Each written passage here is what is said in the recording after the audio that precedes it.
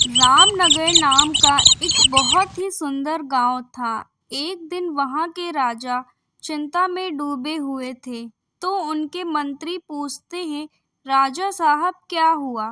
तो राजा बताते हैं, अब मैं तुम्हें क्या बताऊं मंत्री, मेरी पत्नी को बहुत ही स्वादिष्ट छोले चावल खाने हैं। दोनों इस बारे में काफी देर तक बात करते हैं। उसी गांव में एक लड़ाकू बुढ़िया रहती थी, जो बात बात में ही झगड़ने लगती थी। कभी किसी से बहस करती तो कभी खेल रहे हुए बच्चों को दौड़ा दौड़ा कर मारती। पूरे गांव में यह खबर थी कि यह बुढ़िया बहुत ही लड़ाकू है। उसी गांव में एक सुबह वह बुढ़िया अपने घर के बाहर झाड़ू लगा रही थी। जैसा कि सभी को पता था, वह बहुत लड़ाकू है, तो उसके घर के आसपास कोई नहीं आता था।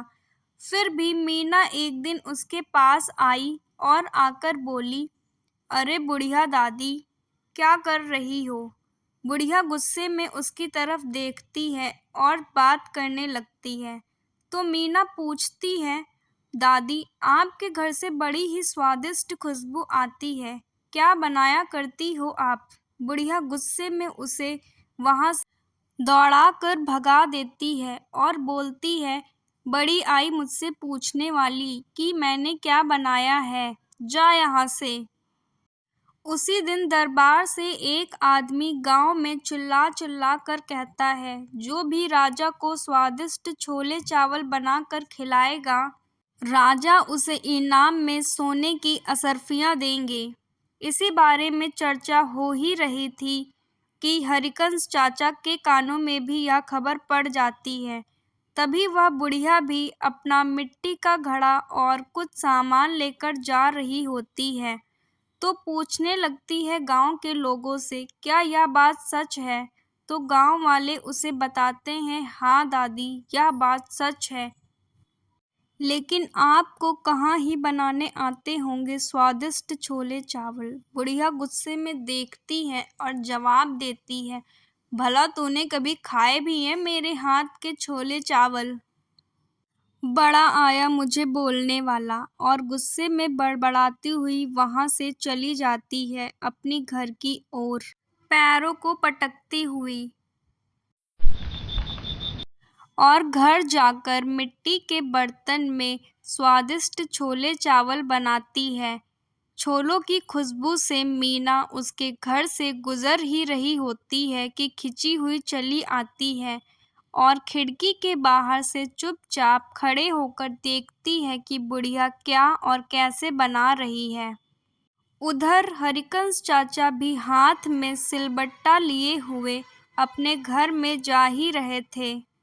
तभी मीना भी वहीं से गुजर रही होती है। हरिकंस चाचा के घर से बड़ी ही स्वादिष्ट खुशबू आ रही होती है। उसी के पीछे मीना खिंची हुई चली जाती है और चुपचाप उनकी खिड़की के पीछे से जाकर देखती है खड़ी होकर कि हरिकंस चाचा कुछ बना रहे हैं। वह ध्यान से देखती है तो हरिकंस चाचा सिलबट्टे में कुछ मसाले खड़े हुए कूट रहे होते हैं। फिर उन्हीं मसालों का प्रयोग करके स्वादिष्ट छोले बना रहे होते हैं।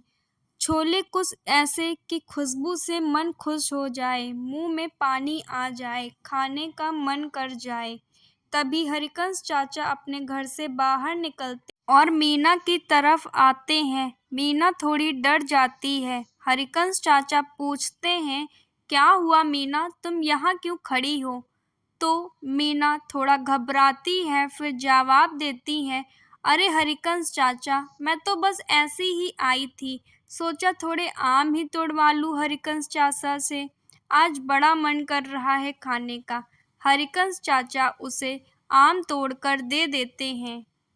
अगले दिन दरबार में बुढ़िया और हरिकंस चाचा अपने अपने बनाए हुए छोले चावल लेकर उपस्थित होते हैं। राजा उनसे पूछते हैं, तुम दोनों के बनाए हुए छोले चावलों में ऐसा क्या अद्भुत है जो यह ज़्यादा स्वादिष्ट है? हरिकंस चाचा जवाब देते हैं, यह छोले मैंने सिलबट्टे में कुटे हुए मसालों से तैयार किए हैं। और बुढ़िया बताती है कि यह छोले मैंने मिट्टी के बर्तन में धीमी आंच पर धीरे धीरे पकाए हैं। तभी वहां पर मीना आती है, हाथ में सुगंधित छोले चावल लेकर। पूरे दरबार में स्वाद की खुशबू फैल गई। जब मीना से पूछा जाता है, आखिर तुम्हारे मसालों में ऐसा क्या खास है, तो मीना जवाब देती है कि राजा साहब, मैंने अपने छोलों को एक अद्भुत तरीके से बनाया है। राजा साहब, मैंने अपने छोलों में सिलबट्टे पर कुटे हुए खड़े मसाले प्रयोग किए हैं और पकाने के लिए मिट्टी का बना बर्तन, जिससे कि इसका स्वाद और भी ज़्यादा बढ़ गया है और सुगंध भी। राजा रानी को छोले चखने के लिए बोलते हैं। तीनों के बनाए हुए छोले चावलों को अच्छे से चखती है और अपना जवाब सुनाते हुए बोलती है, तीनों के ही बनाए हुए छोलों में बहुत ही अच्छा स्वाद है, लेकिन मीना के बनाए हुए छोले एक अलग सा स्वाद दे रहे हैं। मुंह में जाते ही घुल जा रहे हैं और एक स्वादिष्ट सा स्वाद आ रहा है। रानी मीना को अपने पास बुलाती है। रानी भी मीना के पास जाती है।